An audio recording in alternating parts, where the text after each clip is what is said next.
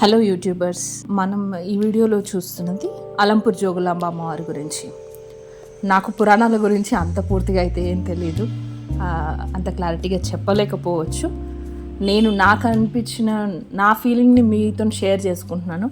మేము ఇంతకుముందుకు ఒక ట్రిప్కి వెళ్ళినప్పుడు కూడా, ఆల్మోస్ట్ 2 years బ్యాక్ ఒక ట్రిప్కి వెళ్ళినప్పుడు కూడా ఆ టెంపుల్ విజిట్ చేద్దాం అనుకున్నాం, కానీ చేయలేదు. దాని ముందు నుంచి వెళ్ళాల్సి వచ్చింది. వేరే టెంపుల్స్ విజిట్ చేసాము. కాకపోతే ఈ కార్తీక మాసంలో మాకు అదృష్టం కలిగింది, విజిట్ చేసాము.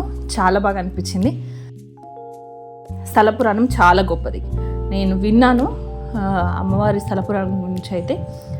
కాకపోతే మన అందరికీ తెలిసి చాలా వరకు యుద్ధాలు జరిగి ధ్వంసం అయిపోయిన విగ్రహాలు అవన్నీ కూడా ఉన్నాయి, ఇప్పటికీ కూడా ఉన్నాయి.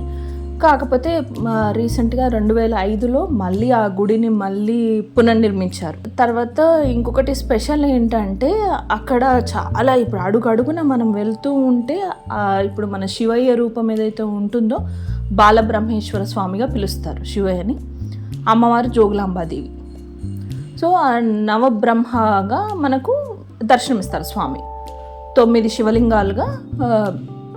శివలింగాలు ఉంటాయి అక్కడక్కడ. సో అది ఒక స్పెషల్. కాకపోతే అమ్మవారి మూల విరాట్ ఏదైతే ఉంటుందో చాలా ఉగ్రరూపంగా అనిపిస్తారు. నిజంగా నిజరూప దర్శనం అంటారు కదా, నిజరూప దర్శనం అయినా కూడా మనకు అన్ని ఆకారాలతో కంపేర్ చేస్తే నాకైతే చాలా స్పెషల్గా అనిపించింది. చాలా మహిమ అనిపించింది. గూస్ బంప్స్ వస్తాయి మనకు అమ్మవారి విగ్రహం చూడగానే కూడా. అది అలంకారంతో చూస్తేనే అలా అనిపిస్తుంది. ఇంకా వసంత పంచమి అప్పుడు మాఘమాసంలో వసంత పంచమి అప్పుడు అమ్మవారి నిజరూప దర్శనం కూడా మనం చేసుకోవచ్చంట.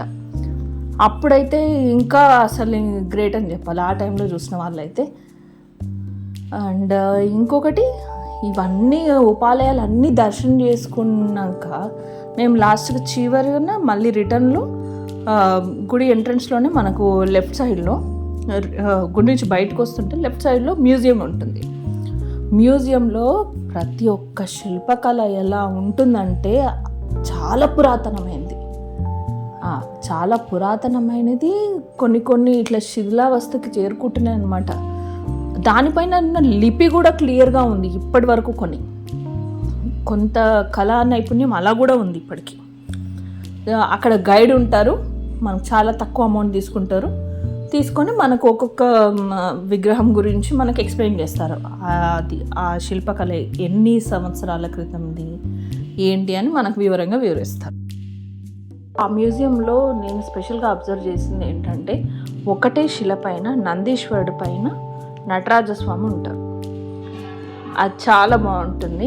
ఇప్పటికీ కూడా క్లియర్గా ఉంది ఆ విగ్రహం, చాలా బాగుంది. అది మాత్రం మిస్ అవ్వకండి.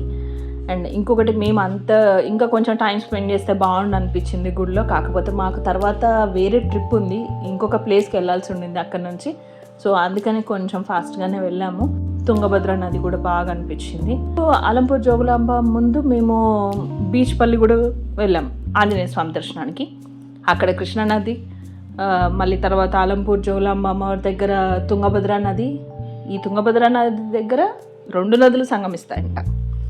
సో అది కూడా దర్శించడం కార్తీక మాసంలో చాలా బాగా అనిపించింది. ఆ 2 నదులను చూడడము, ప్లస్ అక్కడ అమ్మవారి దర్శనము, ఆంజనేయ స్వామి దర్శనము బీచ్పల్లిలో చాలా అనిపించింది.